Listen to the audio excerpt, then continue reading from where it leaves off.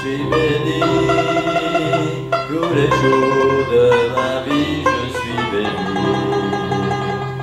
Dès le matin à mon réveil, jusqu'au coucher du soleil,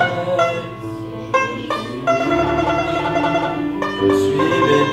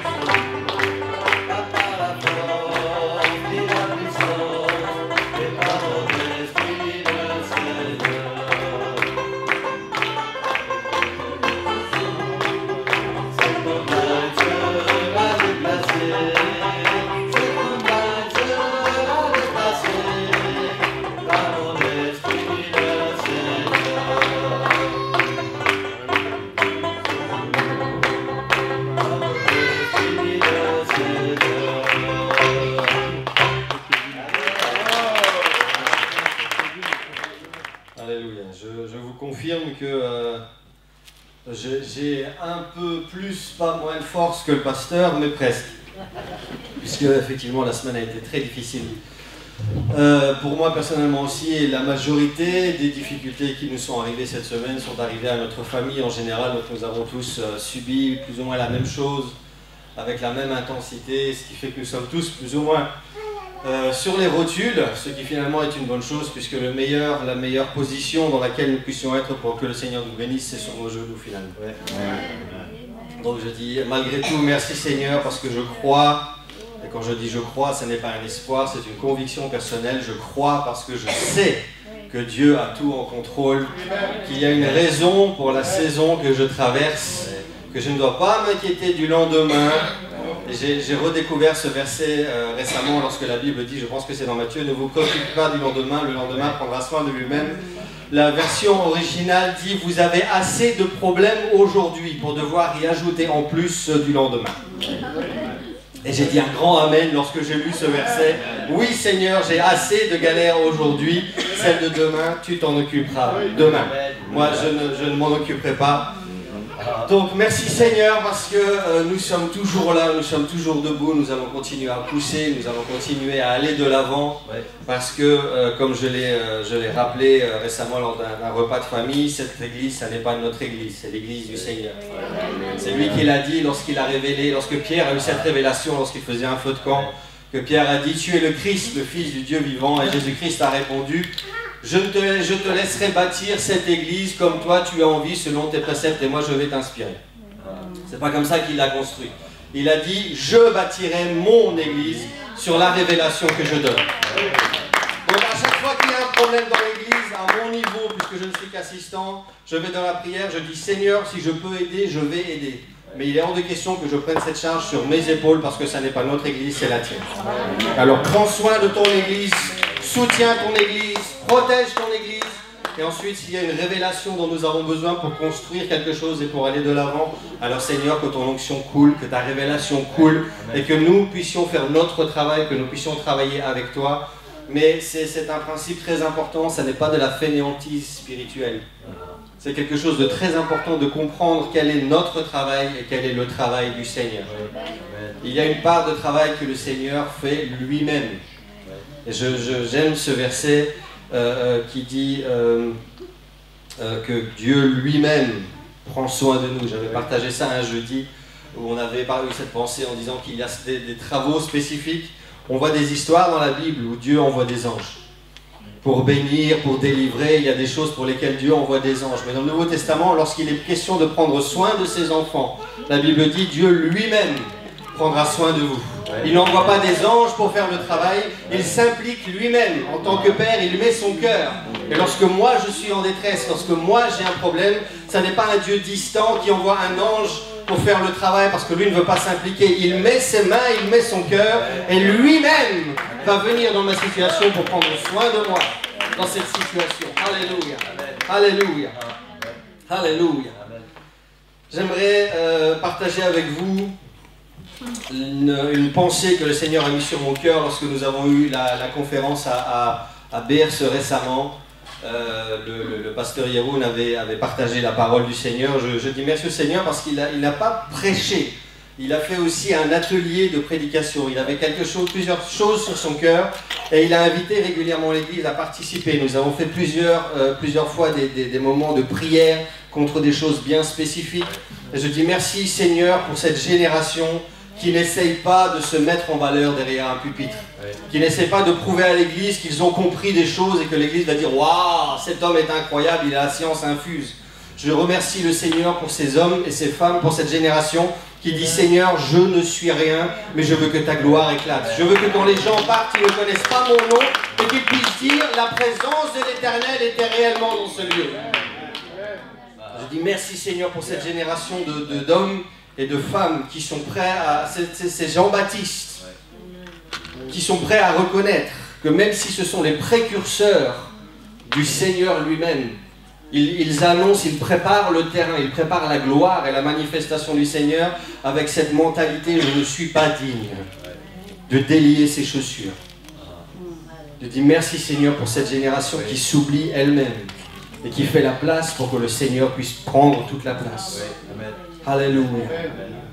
Alléluia. Nous allons lire deux histoires bien connues. J'aimerais inviter ceux qui peuvent ce matin à se lever pour la première lecture. Nous allons lire dans le livre de Matthieu au chapitre 8,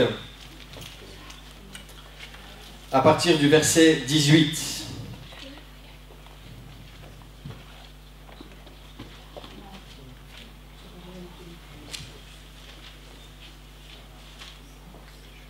Matthieu 8, verset 18. Jésus, voyant une grande foule autour de lui, donna l'ordre à ses disciples de passer à l'autre bord. Je passe au verset 23. Il monta dans la barque, et ses disciples le suivirent. Et voici, il s'éleva sur la mer une si grande tempête que la barque était couverte par les flots, et Jésus, lui, dormait. Les disciples s'étant approchés le réveillèrent et lui dirent « Seigneur, sauve-nous parce que nous allons mourir !» Et il leur dit « Mais pourquoi avez-vous peur, gens de peu de foi ?» Alors il se leva, il menaça les vents et la mer, et il eut un grand silence. Et ces hommes furent saisis d'étonnement en disant « Qui est cet homme à qui même le vent et la mer obéissent ?» J'aimerais pouvoir concentrer le message de ce matin sur cette dernière phrase. Jésus dormait. Et pouvoir, avec la grâce du Seigneur, vous dire pendant quelques moments, ne laissez pas Jésus dormir. J'aimerais qu'on puisse tous fermer les yeux, baisser la tête pendant quelques instants et demander au Seigneur de bénir ces moments. Alléluia, Seigneur, nous te remercions pour ta présence dans ce lieu. Nous demandons, Seigneur, que tu bénisses maintenant, non pas ta parole parce qu'elle est déjà ointe, Seigneur, parce qu'elle sort de ta présence, elle sort de ton trône, Seigneur Jésus. Mais nous demandons, Seigneur, que tu puisses oindre nos cœurs, que tu puisses toucher nos esprits, Que nous puissions être ouverts, sincères de cœur et réceptifs maintenant, Seigneur Jésus. Nous avons besoin de ta parole. Tu nous as déjà nourris abondamment depuis le début de cette année, Seigneur, et nous voulons que tu continues. Nous voulons recevoir ce matin encore la nouvelle pièce pour continuer, Seigneur Jésus, à pouvoir remplir ce puzzle spirituel que tu as prévu pour nous cette année. Viens continuer à ouvrir nos yeux, à ouvrir nos esprits et à nous équiper ce matin, Seigneur, avec de nouveaux outils pour continuer la marche que tu as donnée à cette Église. Au nom de Jésus, je prie. Amen. Amen. Que Dieu vous bénisse. Vous pouvez vous asseoir. Et lui dormait. Ça n'est pas souvent dans les Écritures que nous retrouvons ce passage qui nous raconte que Jésus dort. C'est naturellement volontaire. Parce que si les évangiles décrivait un Dieu qui passe son temps à dormir et qui entre deux siestes guérit un ou deux malades, ça ne donne pas beaucoup envie de servir ce Dieu-là. Un Dieu qui dort et qui de temps en temps va se réveiller pour s'occuper de mes soucis. Je suis content de lire dans les évangiles un Jésus qui allait de pays en pays, de ville en ville, de village en village, qui allait chez les Juifs, hors des Juifs, chez les Samaritains, chez les religieux, chez les pauvres, chez ceux qui étaient de la Bible qualifie de mauvaise vie. Je suis content de voir un Dieu qui brise les barrières, qui brise les tabous, qui brise les cultures, qui brise le niveau social et qui est capable de mettre ses pieds dans n'importe quelle situation, de traverser les mers, simplement pour aller propager son message. Ça, c'est une image que j'aime, c'est une image qui me plaît, c'est une image qui me parle et qui me motive. C'est quelque chose de tellement particulier, finalement, cette histoire de bateau. Est-ce que vous vous êtes déjà demandé pourquoi est-ce que Jésus a eu besoin 2 fois dans son ministère de faire certaines choses? Pourquoi est-ce qu'il a besoin de faire passer les mêmes personnes plusieurs fois par la même situation? Et on va voir dans quelques instants que, au premier abord, on a l'impression que c'est la même situation, mais il y a des grandes différences. Et on voit le résultat dans la réaction des gens qui sont dans cette situation peu après. On voit ici, c'est intéressant de voir que Jésus a choisi des pêcheurs. Et je ne parle pas des hommes de mauvaise vie, je parle des hommes, des professionnels de la pêche. Des gens qui savent naviguer. Des gens qui savent tenir un bateau. Des gens qui ont l'expérience de la mer. Et si vous lisez au chapitre 9, on voit Jésus étant monté dans une barque, traversa la mer et alla dans sa ville. Inversé. Jésus est dans le bateau, il traverse et sa journée se passe bien. Aucun intérêt. Parce que la traversée, c'est quelque chose que vous faisiez tout le temps. C'est quelque chose que Jésus faisait tout le temps. Comme si on disait le matin, on pourrait lire, voilà, Romain prit le train et alla travailler. Aucun intérêt. C'est quelque chose de tout à fait classique. Le chauffeur connaît son train, je fais confiance au chauffeur. C'est pas quelque chose que je vais relever dans ma journée. Quand mon épouse me dit comment était ta journée, je suis bien arrivé à Brennan. C'est normal. Jésus devait aller de l'autre côté, il a pris la barque, les disciples ont conduit Jésus, ils ont géré leur affaire, tout allait bien. C'est intéressant de remarquer que pour apprendre quelque chose à ses disciples, lorsque Jésus juge qu'il est temps que ses disciples aient une promotion spirituelle, ils les prennent à leur propre jeu. Il aurait pu leur faire un dîner et essayer de les enseigner. Il aurait pu les prendre dans le désert et les faire jeûner et les faire prier jusqu'à ce que la révélation vienne. Il choisit de jouer sur leur propre terrain, de les mettre dans un bateau qu'ils connaissent si bien, au milieu d'une mer qu'ils ont traversée tous les jours depuis des années, et là de les mettre en difficulté.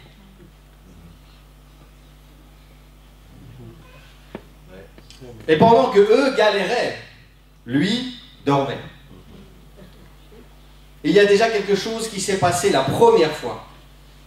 Là, ils se sont rendus compte qu'ils ne maîtrisaient pas tellement bien, finalement, leur bateau. Ils ne contrôlaient pas si bien la mer qu'ils traversaient régulièrement, dans laquelle ils allaient pêcher tout le temps. Ils étaient là, dans cette habitude, dans ce bateau qu'ils connaissaient bien dans leur job. Il arrivait un moment où ils ont eux-mêmes fait face au mur, où ils ont eux-mêmes paniqué, ils sont arrivés à une limite. Là où d'habitude personne n'aurait pu aller les voir, certainement pas Pierre, en disant Pierre tu devrais pêcher comme ci, comme ça, Pierre aurait gentiment dit tu m'apprends pas mon boulot, merci, salut. Parce que ces gens, c'était leur métier. Ils connaissaient le bateau, ils connaissaient la mer, ils se levaient le matin, les idées étaient claires. Jésus permet, il est avec eux cette fois-ci, dans le bateau. Et Jésus permet la tempête à un tel niveau que ces hommes reconnaissent que c'est au-dessus de leur niveau, au-dessus de leur expérience de pêche, au-dessus de leur connaissance et de la maîtrise du bateau, où là, même si je suis dans mon bateau que je connais depuis longtemps, même si je suis dans mon expérience, même si je suis à l'aise, là, j'arrive à un moment où dans ma bulle, j'ai besoin que Jésus fasse quelque chose parce que moi, je n'arrive plus. Et c'est une bonne réaction d'aller chercher Jésus. C'est une mauvaise réaction d'aller voir Jésus en disant « Pourquoi est-ce que tu dors et que tu ne fais rien pour m'aider ?» C'est une mauvaise réaction de croire que lorsqu'il se passe quelque chose dans ma bulle d'inhabituel, Jésus ne sait pas, ne voit pas, n'entend pas et n'est pas concerné par ce qui se passe. Ils ont bien commencé en allant voir Jésus en disant « J'ai un problème, qu'est-ce que je fais? Je vais chercher celui qui peut résoudre mon problème. » Bonne réponse. Mais aller le voir en disant, presque en lui tapant sur les fesses, en disant « Qu'est-ce que tu fais? Bouge-toi, on coule !» Ça, c'est une mauvaise réponse. C'est une mauvaise réaction. Et on voit Jésus qui s'énerve. Jésus qui s'attendait, si on lit entre les lignes, Jésus qui s'attendait à ce qu'eux fassent le travail. Je vous rappelle qu'ils ont suivi Jésus et que Jésus ne faisait pas que vendre des pommes sur le marché. Jésus, depuis qu'il a choisi ces gens, passait son temps, et on va faire un petit peu la liste, on va voir ce qui se passe après, à leur montrer le chemin. Ils sont devenus disciples de Jésus, c'est-à-dire que Jésus leur montrait des exemples, et eux devaient apprendre de cet exemple, parce que le but c'était qu'eux deviennent apôtres et fassent la même chose que ce que leur maître leur avait appris. Et Jésus, logiquement, s'attendait, après tout ce qu'il avait fait, après toute l'autorité, tous les miracles, toutes les délivrances qu'il avait déjà faites devant leurs yeux, il s'attendait à ce qu'ils comprennent que ça n'était pas non plus trop pour eux. Il espérait qu'il y en ait un dans les 12 qui se disent, bah moi je vais essayer. Si Jésus l'a fait, alors on peut le faire aussi. Avant de réveiller Jésus, attends, nous on va essayer. 0 sur les 12. Dans l'Ancien Testament, on a encore eu de la chance. Lorsqu'il y a 12 espions qui ont été envoyés, il y en a 2 qui sont revenus avec la foi. Il y en a 2 qui se sont dit, on va essayer, on y croit. Jésus, lui, il a mal choisi ses disciples. Parce que sur les 12, il y en a 0 qui se sont dit, on va essayer, on y croit, ça va aller. À ce moment-là. Alors Jésus s'énerve, Jésus se lève, Jésus calme les choses. Et regardez comment cet épisode-là se termine. Jésus est pas franchement content. Mais eux regardent Jésus, étonnés, en disant « Qui est cet homme à qui même le vent et la mer obéissent ?» Qui est cet homme? C'est comme ça que cet épisode se termine dans l'esprit des disciples. Et entre-temps, entre ce premier épisode et le deuxième épisode, Jésus fait plein de choses. Il guérit des démoniaques, des paralytiques. Et ça, ce sont les histoires que vous lisez entre Matthieu 8 et Matthieu 14. Il pardonne des péchés. Il mange avec des gens de mauvaise vie. Il ressuscite la fille d'un chef. Il guérit la femme qui est atteinte d'une perte de sang. Il guérit des aveugles. Il délivre un démoniaque muet. Il fait toutes ces choses, et plus, en 6 chapitres.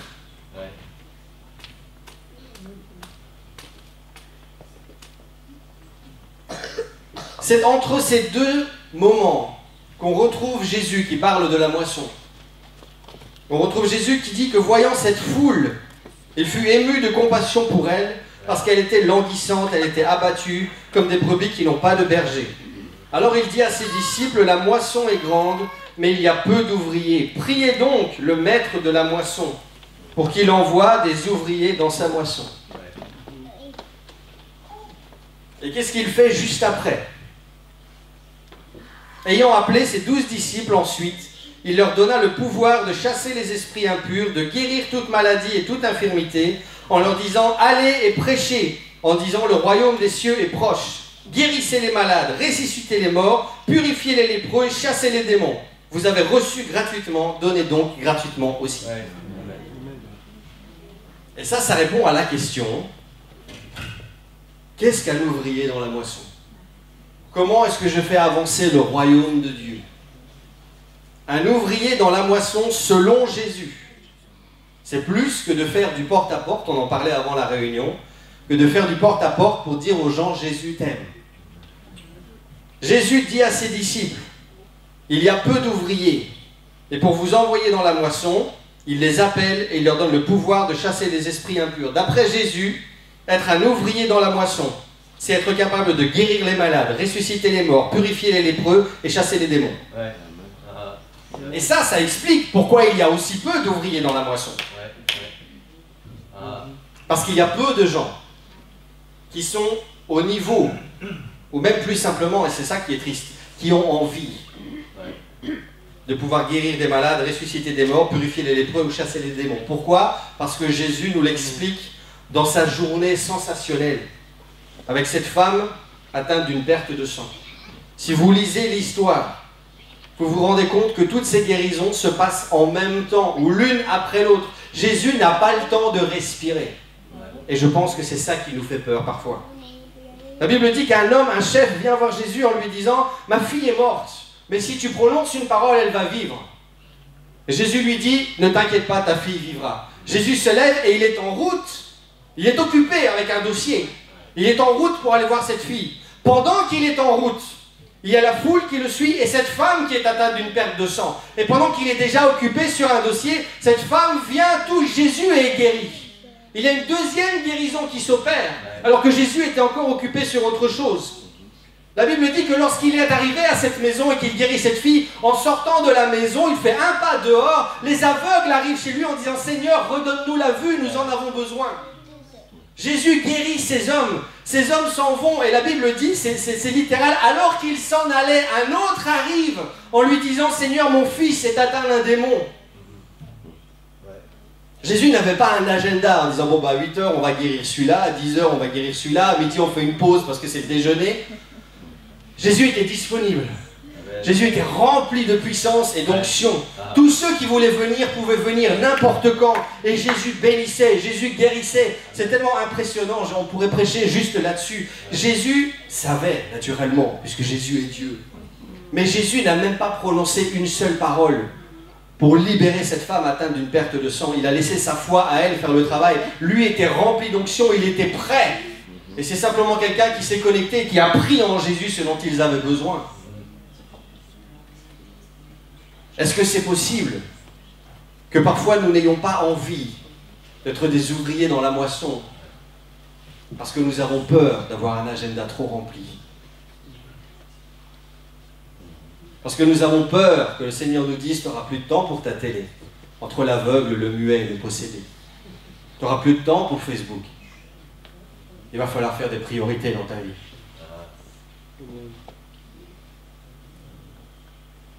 La moisson est grande. Ça ne veut pas seulement dire qu'il y a beaucoup de gens dehors que Dieu est prêt à remplir de son esprit. Ça veut dire qu'il y a là-bas dehors beaucoup de possédés, beaucoup d'aveugles, beaucoup de muets, beaucoup de malades et très peu de gens avec la puissance et l'onction suffisante à l'intérieur pour se présenter dans leur vie et répondre à leurs problèmes. C'est ça aussi le message de Jésus. C'est pour ça aussi qu'il était ému. Parce que lui a passé 3 ans et demi non-stop à faire le travail. Imaginez si pendant ces 3 ans et demi, les disciples avaient été au même niveau que Jésus. S'ils avaient fait à 13 le travail que lui a fait tout seul. On a vu ce qui s'est passé après. Jésus, lui, il est resté là-bas. Il est resté en Israël. Quand les disciples ont commencé à savoir le potentiel qu'ils ont eu, ils ont conquis le monde tout entier, et nous sommes là aujourd'hui grâce à ça. Mais comparativement, nous sommes, je pense, 8 milliards actuellement. J'ai vu que d'ici 2050, si le Seigneur n'est pas encore revenu, nous serons 10 milliards d'humains sur Terre. Ça, c'est la moisson. Combien d'ouvriers qui peuvent mettre les 2 pieds dans la rue en disant tu as oint d'huile ma tête, et ma coupe déborde.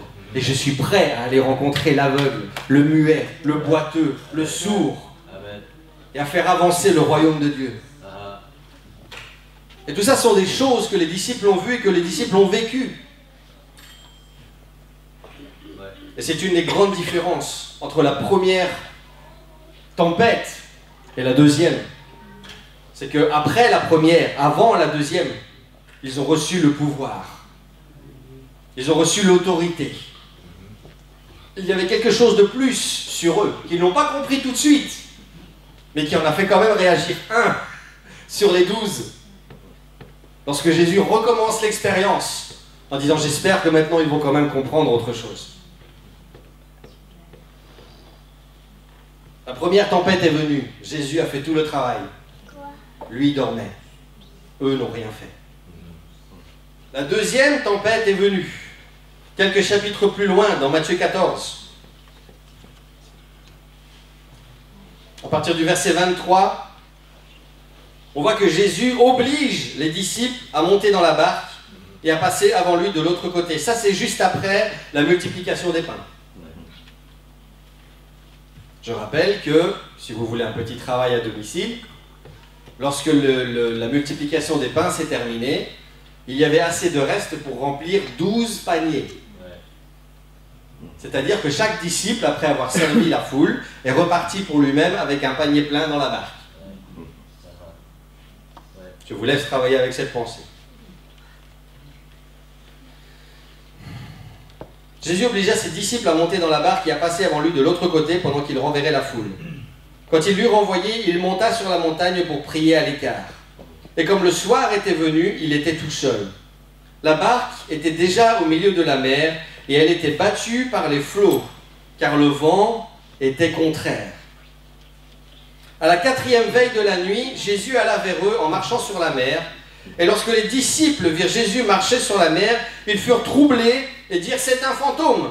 Et dans leur frayeur, ils poussèrent de grands cris. Jusque-là, c'est le même principe que dans la première tempête.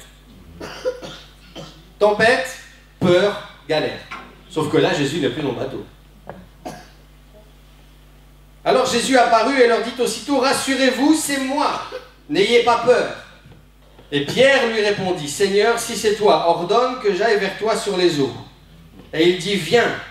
Pierre sortit alors de la barque et marcha sur les eaux pour aller vers Jésus. Mais voyant que le vent était fort, il eut peur, et comme il commençait à s'enfoncer, il s'écria « Seigneur, sauve-moi !» Et aussitôt Jésus étendit sa main, le saisit, et lui dit de nouveau « Homme de peu de foi, pourquoi as-tu douté ?» Et ils montèrent dans la barque, et le vent cessa. Et ceux qui étaient dans la barque vinrent se prosterner devant Jésus, et lui dirent « Tu es véritablement le Fils de Dieu. » On retrouve la deuxième histoire. Deuxième tentative de Jésus pour taper sur le clou. Et essayer de voir si depuis la première fois, ils ont compris quelque chose. Sauf que là, la grande différence, c'est que Jésus n'est plus là, dans le bateau. Qu'est-ce qui se passe lorsque Jésus m'emmène une fois? Lorsque je vais dire les choses correctement. Lorsque je vis une situation avec le Seigneur, que le Seigneur me délivre une première fois, et que la situation revient et que j'ai l'impression que Dieu n'est pas là, que je suis tout seul dans ma galère, qu'est-ce qui se passe? Est-ce que je me souviens de la manière dont Dieu a résolu mon premier problème? Et je m'en sers comme témoignage.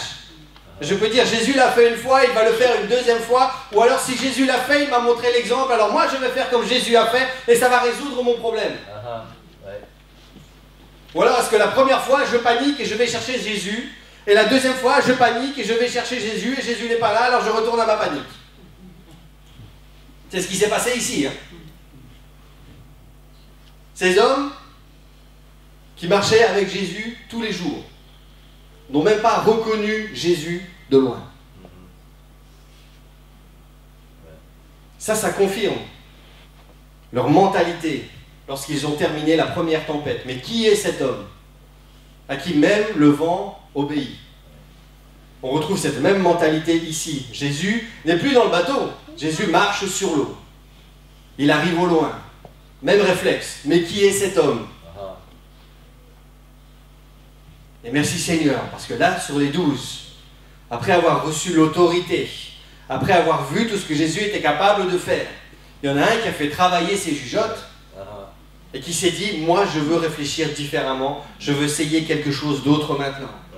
Il y a Pierre qui s'est réveillé alors que les autres, ils sont restés dans le bateau. Pierre s'est réveillé et a voulu tenter une nouvelle expérience avec le Seigneur.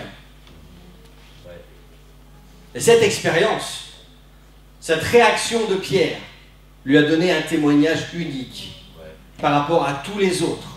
Même par rapport à Paul, qui pourtant était quelqu'un d'extraordinaire dans l'histoire de la Bible. Même si vous prenez n'importe quel apôtre, n'importe quel saint, n'importe quelle personne que Dieu a utilisée, personne d'autre que Pierre n'a marché sur l'eau de toute sa vie. Personne d'autre. Paul a converti des tas de gens. Paul a été jusqu'à voir César pour témoigner. C'est énorme. Il y a des gens qui ont fait des choses incroyables. On voit des récits, on se dit, mais Seigneur, c'est dingue. Personne, à part Pierre, n'a marché sur l'eau de toute sa vie. Lorsqu'il faisait des feux de camp, après, en tant qu'apôtre, lorsque Jésus était déjà parti, et qu'il se racontait que quand il se voyait, qu'il se disait, voilà, qu'est-ce qui se passe à Éphèse, qu'est-ce qui se passe à Corinthe? Eh bien écoute, telle personne a été délivrée, oui mais ça moi j'ai fait aussi, l'aveugle, oui ça j'ai fait aussi, oui mais moi j'ai marché sur l'eau, et là vous avez tout le feu de camp. Alors ça nous on n'a pas fait. Ah ben non. Parce que quand Jésus a donné la possibilité, lorsque la porte s'est ouverte, lorsqu'il y a une opportunité qui s'est présentée, j'étais la seule à la saisir. Même si, comme vous, je n'ai pas forcément reconnu Jésus. J'ai voulu aller plus loin que simplement me retourner dans mon bateau, voir que j'étais toujours dans mon bateau, mais que j'étais tout seul parce que Jésus n'était pas là. Alors on allait simplement se contenter de continuer à avoir peur, à pleurer et à galérer sans savoir ce qui allait se passer. Moi, à un moment, j'ai mis ma foi en action. Seigneur, si c'est toi, alors prononce une parole. Si c'est toi, Seigneur, si ça vient de toi, qu'il se passe quelque chose. Et là, vous voyez la confusion totale dans l'esprit de ces gens qui ne savaient même pas si la situation dans laquelle ils étaient venait de Dieu ou pas. Alors que Jésus leur avait dit, je suis avec vous tous les jours jusqu'à la fin du monde, ça il l'a dit après. Mais il leur a montré fidèlement, jour après jour. Il les enseignait jour après jour. Il essayait d'installer une confiance, une relation. Et Jésus essaye, c'est comme avec un nourrisson. Il est là, il vous regarde, tout va bien, et dès que vous le quittez des yeux, vous voyez cette panique dans les yeux du bébé, et vous savez juger où en est votre état spirituel. Dès que Jésus n'est plus derrière dans le bateau, la Bible dit qu'il était à la poupe, il était sur le coussin derrière, il dormait. Aujourd'hui, si on le mettait dans une voiture, Jésus, ça serait à la place de la roue de secours.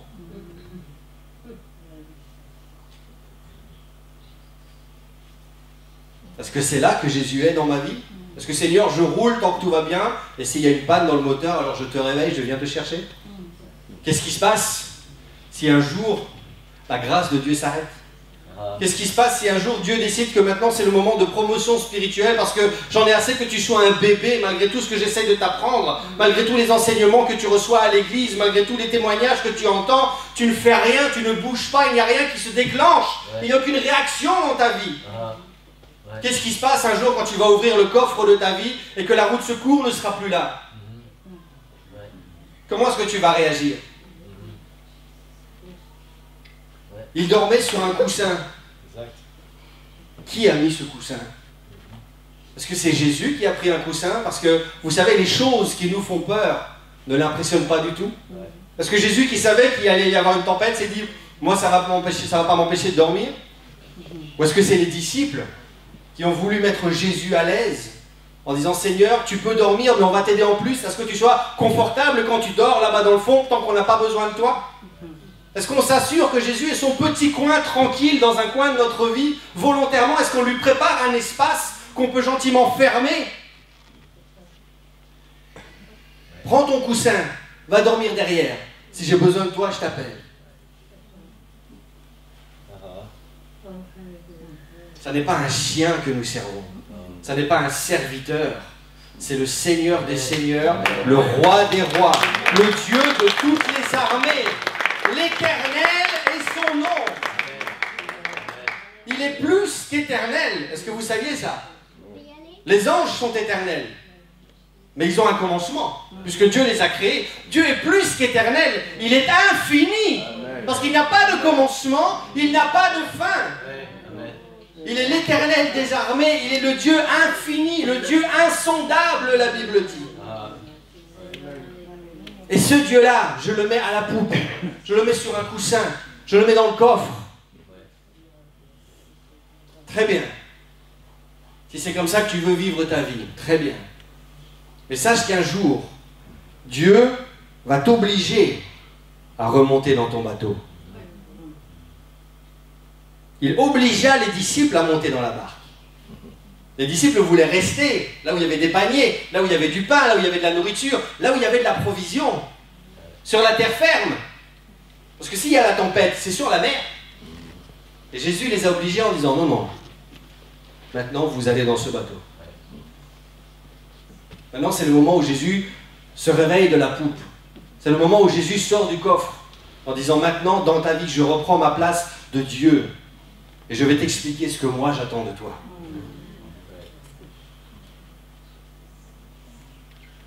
Il y a un moment où je ne peux plus laisser, où Jésus ne va plus se laisser endormir dans le bateau. Parce que dans le bateau, Dieu ne peut rien faire. Parce que dans le bateau, Dieu dort. Tandis que sur l'eau, Dieu marche. Dans le bateau, Dieu dort. Lorsqu'il est dans mon bateau, lorsque Dieu se soumet à ma façon de vivre, à ma façon de travailler, si je laisse le Seigneur dormir en disant « je fais mes choix, je gère ma vie, je choisis mon boulot », je choisis mon crédit à ma banque, c'est moi qui décide combien je fais d'enfants, c'est moi qui décide si j'achète une maison ou un appartement, c'est moi qui choisis ma prochaine voiture, mes prochains voyages, c'est moi qui décide de mon salaire, c'est moi qui décide de mes collègues, de mes amis, de ma famille, de mon futur. Le Seigneur dit très bien, si tu veux me laisser dormir, laisse-moi dormir. Fais tes choix. Mais il y a un jour où Dieu va nous mettre face à nous-mêmes.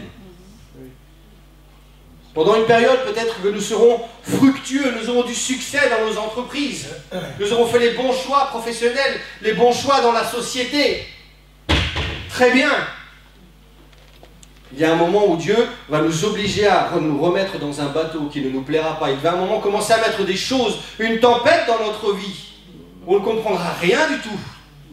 Où notre statut social va s'écrouler, où nos finances vont disparaître, où notre employeur va nous mettre à la porte alors que nous étions un très bon élément, où notre famille ne connaîtra ni notre adresse ni notre numéro de téléphone. À ce moment-là, je serai tout seul dans ma voiture, tout seul dans mon bateau, en plein milieu de la tempête, et Jésus n'est plus là, je n'ai plus de roue de secours. Seul face à moi-même, dans une situation que je n'ai pas choisie, que je ne contrôle pas, et pour laquelle je ne peux plus crier à Jésus.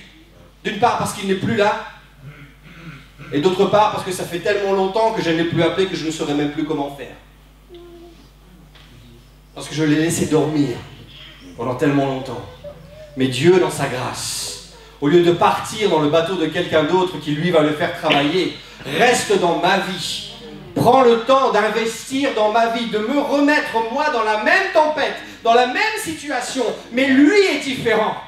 Lui ne dort plus, lui maintenant marche sur ma tempête, il marche sur ma situation, il marche sur mon statut social, il marche sur mes finances, sur ma famille, sur mon travail, sur toutes ces choses que j'ai essayé d'élever au-dessus de lui. Lui les écrase et se remet lui au-dessus de tout ça.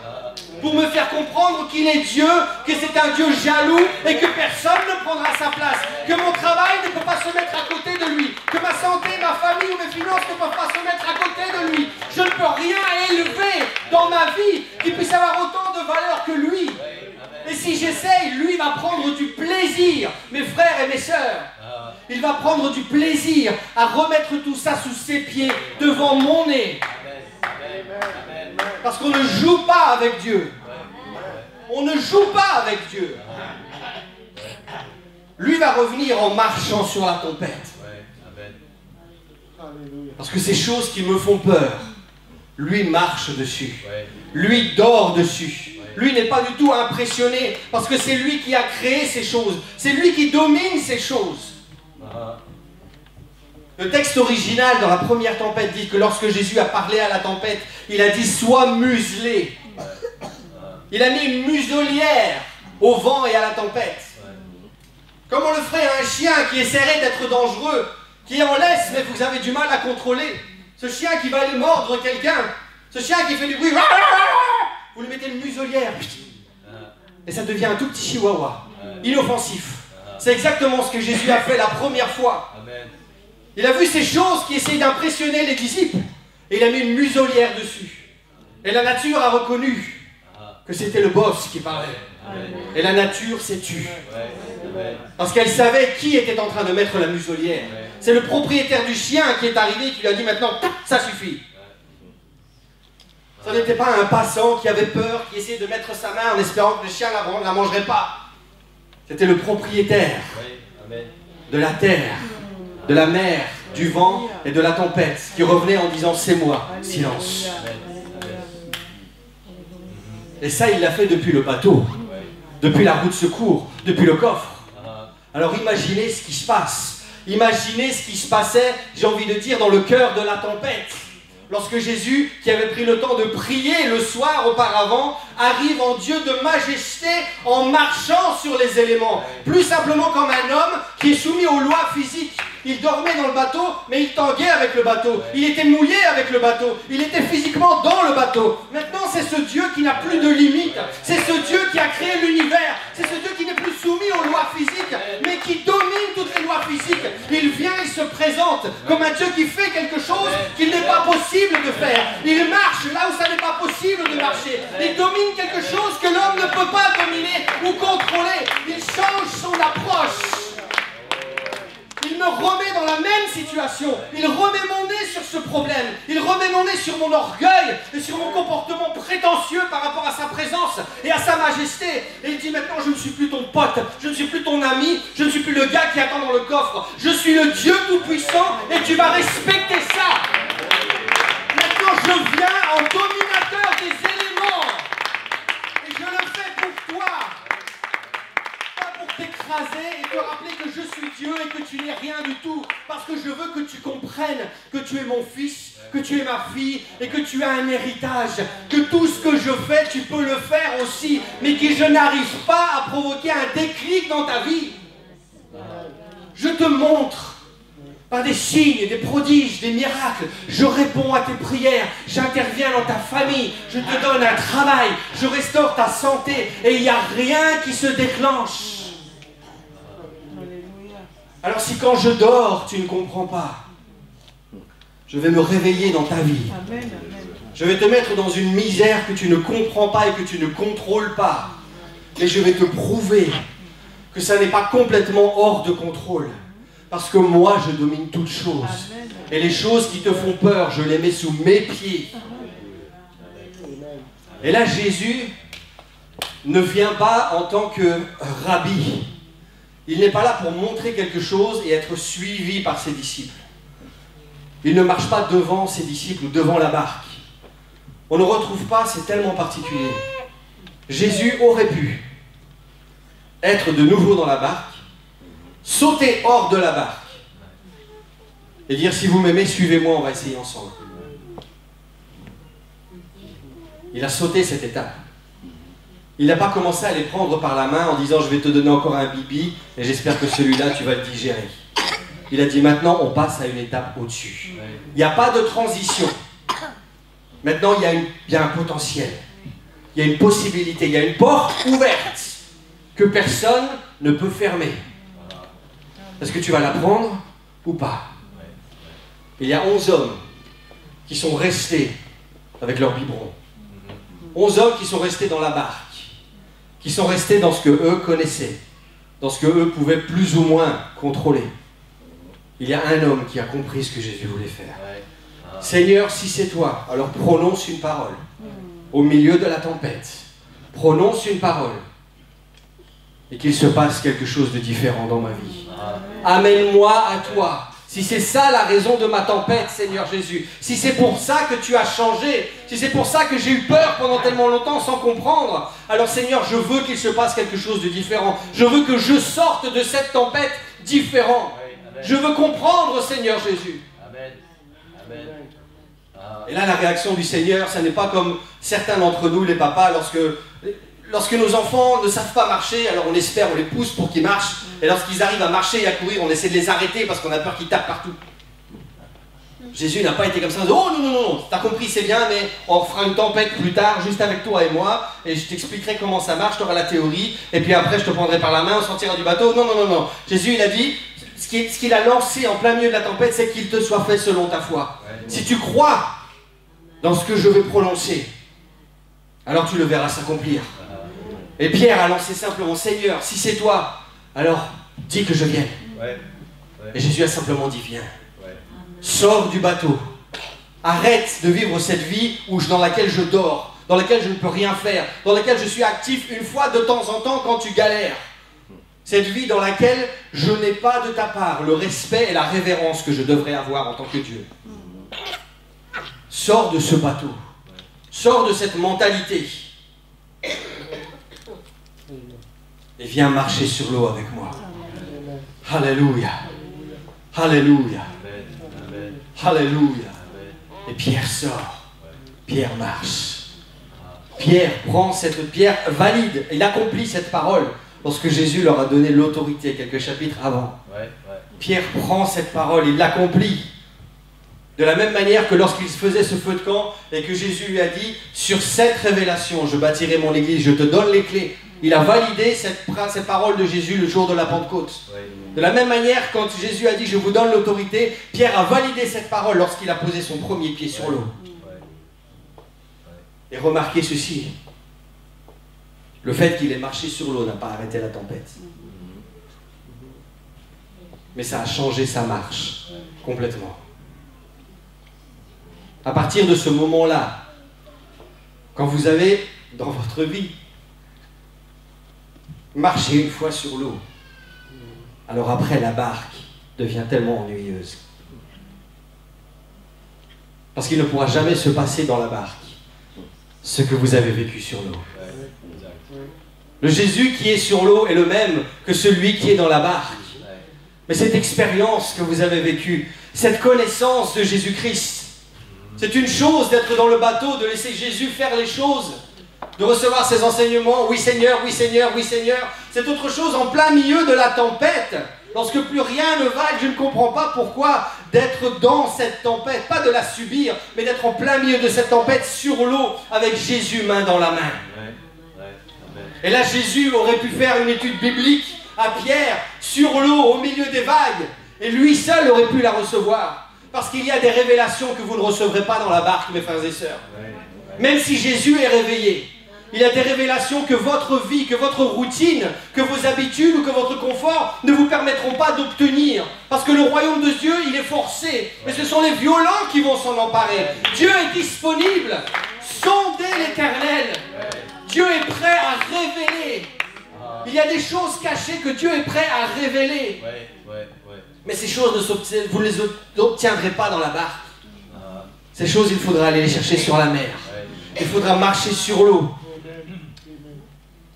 Et c'est à ce moment-là que Jésus va faire grandir. Parce qu'avoir un potentiel, c'est une chose. Mettre à l'épreuve ce potentiel, c'est autre chose. J'avais lu il y a très longtemps un article à l'école, un professeur de physique qui avait ramené, vous savez, les gros sacs de boxe en sable. Il a pendu ça au toit. Et il y a un principe physique qui dit que si vous faites monter le sac et que vous commencez à le faire bouger comme ça, il ne pourra jamais remonter plus haut que son point d'origine.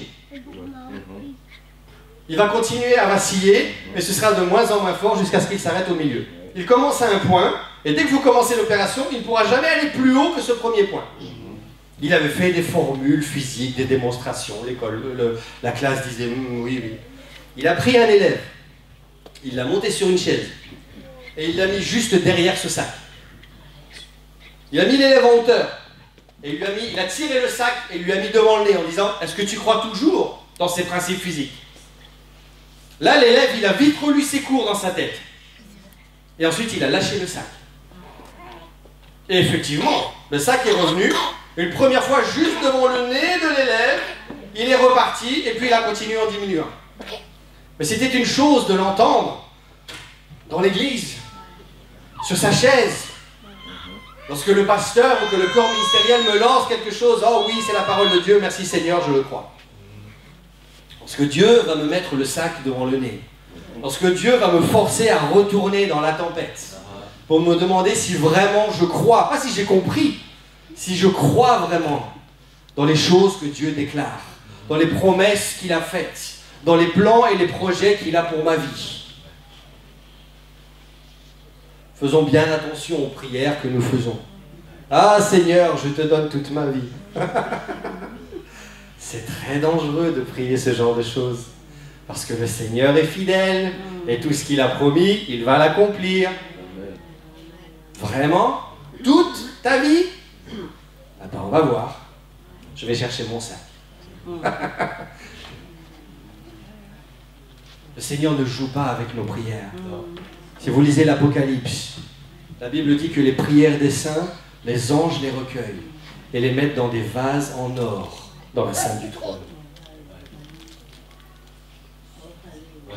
Ça, c'est comment Dieu voit mes prières. Ça, c'est le cœur que Dieu met dans mes prières qui montent. Dieu prend mes prières et tout ce qui sort de ma bouche très au sérieux. Parce que c'est une des manières dont Dieu fonctionne. Toutes les paroles que lui prononce, il les prend très au sérieux et elles vont toutes s'accomplir. Parce que Dieu n'est pas un homme pour mentir. Tout ce qu'il prononce, tout ce qu'il nous a laissé comme écrit, ça va s'accomplir. Ça s'est déjà accompli et ça va continuer à s'accomplir jusqu'à la fin des jours. Et Dieu applique le même principe à notre vie. De la même manière que vous éduquez un enfant. Si papa, je te promets que... Ah, fais très attention. J'ai toujours enseigné à mes fils. Si tu n'es pas sûr, dis-moi que tu vas essayer. Dis-moi que tu vas faire de ton mieux. Mais si tu échoues, on a essayé. Si tu me promets que tu vas faire quelque chose, tu es tenu par ta parole. Et Dieu fonctionne de la même manière. Ne fais pas de prières dans lesquelles tu ne crois pas réellement. Ne fais pas de prières pour lesquelles tu n'es pas prêt. Parce que Jésus descende de la montagne et te mette dans une tempête pour voir si vraiment c'était vrai tes prières. Parce que lui va le faire. Il va nous garder comme disciples pendant tout un temps. Et à un moment, Jésus va passer la deuxième vitesse en disant maintenant, c'est le moment de l'épreuve. Et c'est pour ça que Jésus n'était pas dans la barque. Parce que le professeur est toujours silencieux au moment de l'examen. Il vous parle pendant toute l'année et vous écoutez. Et il vient ce moment de savoir si oui ou non vous avez compris. Où là, le professeur ne dira plus un mot. Le professeur n'intervient plus. Lui a fait son travail. Maintenant, c'est le moment de l'épreuve. Et la question, c'est de savoir qu'est-ce que je vais rendre à Jésus sur ma fiche au milieu de l'épreuve. Le jour de l'examen, dans Matthieu 14, sur une classe de 12, il y a 11 élèves qui ont doublé. Il y en a un qui a réussi avec mention très bien. Un qui a compris ce que Jésus essayait de faire. Un qui a compris que Jésus n'était pas là pour se présenter comme un fantôme, faire une blague aux disciples. Ah, c'est un fantôme, ah, je vous ai bien fait peur, allez, bon, maintenant on y va. Jésus n'a pas le temps avec toutes ces choses. C'est un fantôme. Et alors, même si c'était un fantôme, même si c'était, admettons, un démon, après avoir vu Jésus chasser les démons, Jésus ressusciter les morts, Jésus redonner la vue, Jésus faire tellement de choses, est-ce qu'il n'y a pas un moment où je me dis, bah, si c'est un démon, c'est pas grave, je vais chercher Jésus et Jésus va s'en occuper de la même manière que je me souviens de l'avoir vu faire ça et ça. Il n'y a pas eu ce déclic. Ils suivaient, mais ils n'étaient pas dedans. Pour eux, c'était du tourisme. C'est ce qu'on a fait aujourd'hui, je crois, je me souviens ce matin. Aujourd'hui, c'était chargé parce que Jésus n'avait pas le temps de finir avec un, il y en a un autre qui arrivait. J'ai vu les deux premiers, après je ne sais plus. Je suis parti manger. Et dedans, dans ce même groupe, il y en a certains qui étaient là en touriste. Et il y en a certains qui suivaient Jésus et qui observaient. Et qui ne rataient pas une miette de tout ce que Jésus faisait. Qui entendaient tout ce que Jésus disait. qui est rentré le soir, qui se couchait en posant la tête sur l'oreiller en se disant « Jésus a pardonné les péchés de cet homme aujourd'hui. » Waouh! Et c'est cette façon personnelle de répondre à la manière dont Jésus enseigne qui a fait la différence dans ce bateau. Ça ne veut pas dire que Pierre était parfait. On voit dans la suite, dans la fin de l'histoire, que même lui, à un moment, a eu peur. Parce qu'honnêtement, si même, ça doit être dingue de pouvoir marcher sur l'eau. Mais si vous regardez sur Internet, que vous tapez « marcher sur l'eau » dans n'importe quelle langue, vous voyez une mer calme et des gens qui se promènent sur l'eau. C'est pas du tout l'histoire ici. La tempête n'était pas terminée. Vous aviez toujours des vagues de plusieurs mètres. Vous aviez toujours du vent. Vous marchez au milieu de tout ça. Vous marchez sur l'eau, d'accord, mais l'eau n'est pas calme.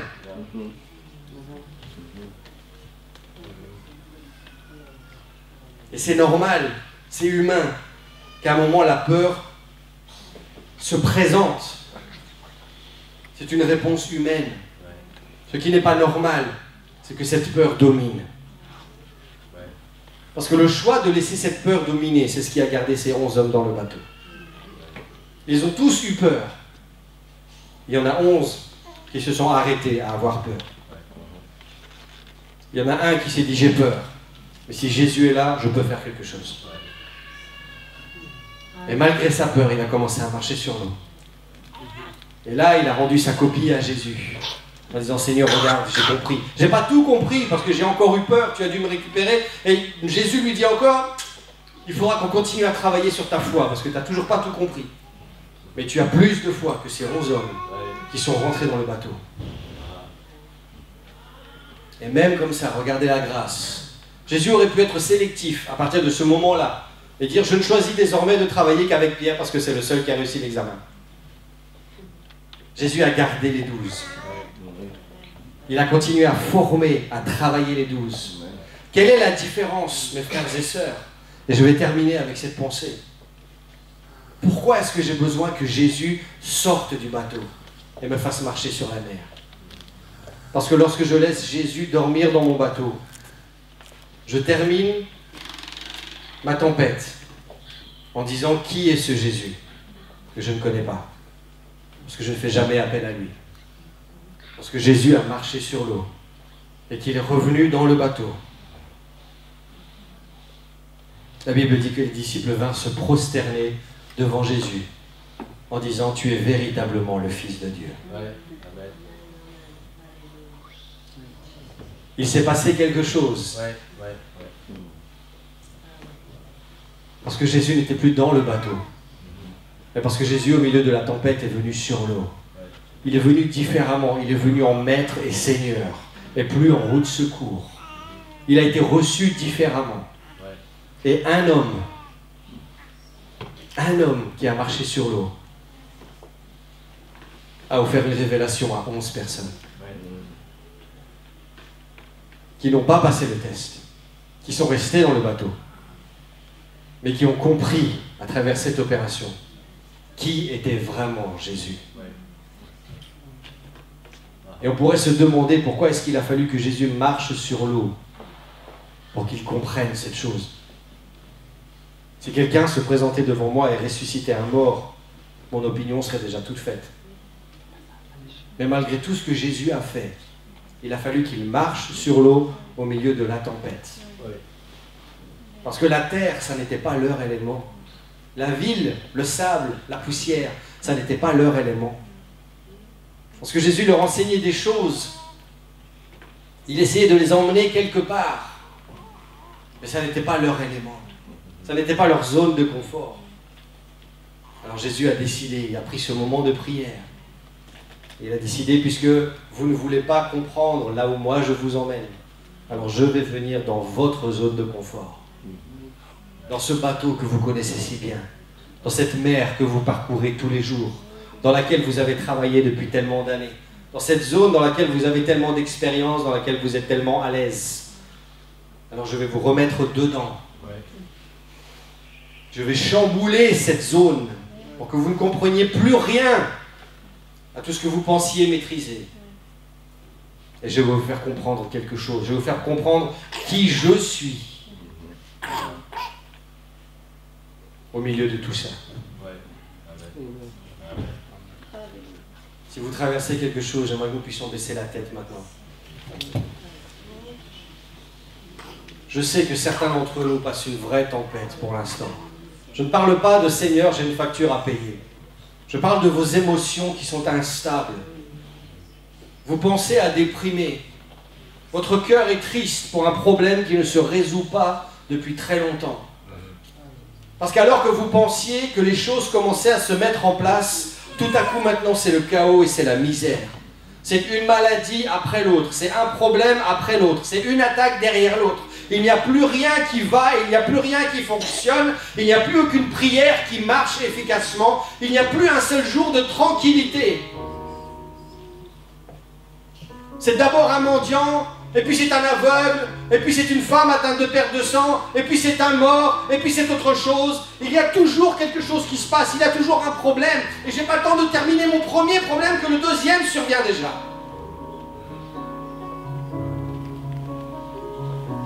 Il est temps de sortir Jésus du placard, mon frère, ma soeur. Il est temps d'arrêter de croire que Jésus est un chien en laisse, que je peux museler quand je n'en ai pas besoin.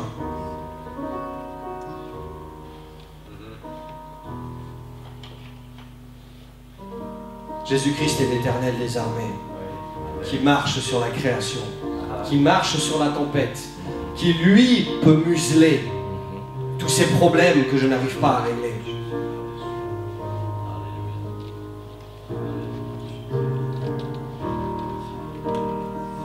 Et il ne peut pas être plus grand. Je ne peux pas grandir avec lui tant que je reste dans ma barque et lui avec moi.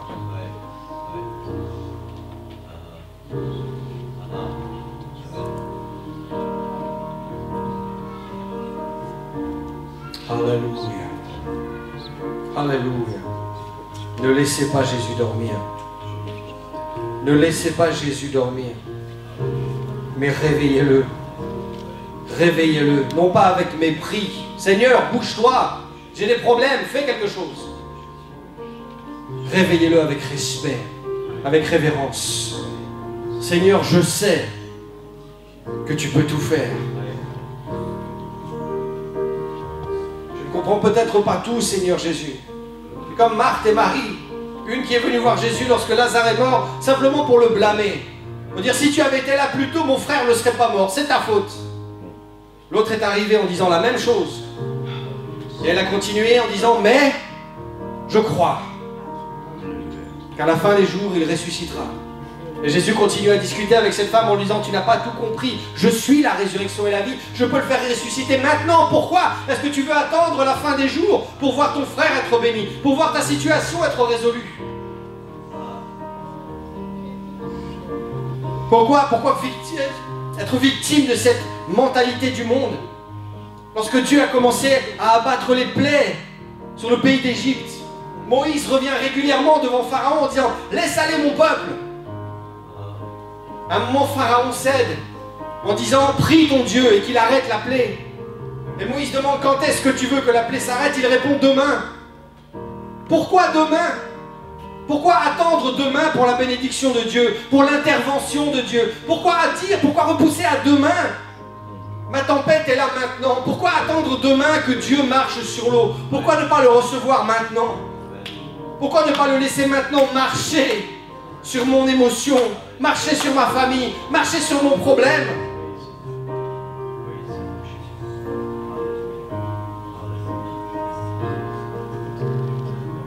Le Seigneur a permis cette situation. C'est lui qui t'a poussé dans cette barque dont tu n'as pas envie. Parce qu'il est temps maintenant que tu comprennes qui est le Dieu que tu sers, quelle est la puissance qui est sous ses pieds et quel est le potentiel qui est dans ton cœur. Laisse le Seigneur t'appeler maintenant.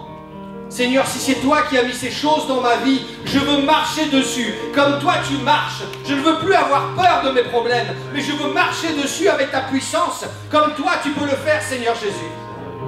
Si c'est toi qui as créé ces choses, si c'est toi qui as permis ce tourbillon, cette tempête dans ma vie, alors prononce une parole maintenant, Seigneur Jésus.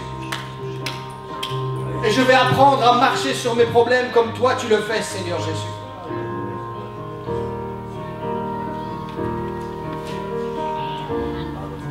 Alléluia. Alléluia. Dans combien de temps est-ce que je vais commencer à m'intéresser à la promesse de Jésus qui m'a donné le pouvoir de chasser les esprits impurs, de guérir la maladie et l'infirmité, de purifier le lépreux, de ressusciter les morts, de chasser les démons. Où est l'ouvrier? Où est l'ouvrier? Je n'ai pas besoin de chercher les problèmes. Il y en a plein, plein, plein dehors. Ce que Dieu cherche, c'est un Pierre qui va pouvoir devenir un ouvrier. Un Pierre qui va valider cette parole de Jésus-Christ. Seigneur, tu m'as donné cette autorité. Alors je veux sortir de mon bateau. Je veux sortir de ma vie spirituelle habituelle.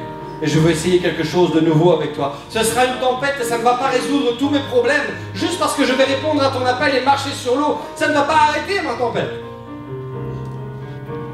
Il va falloir que tu reviennes avec moi jusqu'à mon bateau.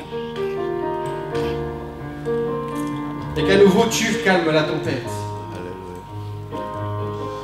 Mais je ne serai plus jamais le même. Le même bateau, la même mer. Mais un homme, une femme, complètement différents. Alléluia. Alléluia. Alléluia. Ne laisse pas le Seigneur dormir. Alléluia. Élevons nos voix ce matin tous ensemble. Alléluia. Alléluia. Alléluia. Alléluia. Si tu as peur, fais cette même prière que Pierre. Dis simplement, Seigneur, sauve-moi. Et aussitôt le Seigneur étendra la main pour te saisir, pour te sauver. Et dès que Jésus va remonter dans la barque, le vent va s'arrêter. Alléluia. Alléluia. Ne laisse pas Jésus dormir. Ne laisse pas Jésus dormir. Alléluia. Alléluia. Si ça fait longtemps que tu l'as fait dormir, réveille-le. Réveille-le, parce que Jésus est prêt. Jésus est prêt. Alléluia. Alléluia. Si tu ne le réveilles pas toi-même, c'est lui qui va forcer ces situations dans ta vie, qui vont te rendre grandement inconfortable. Mais d'une manière ou d'une autre, Jésus va se réveiller. Jésus va se réveiller. Alléluia.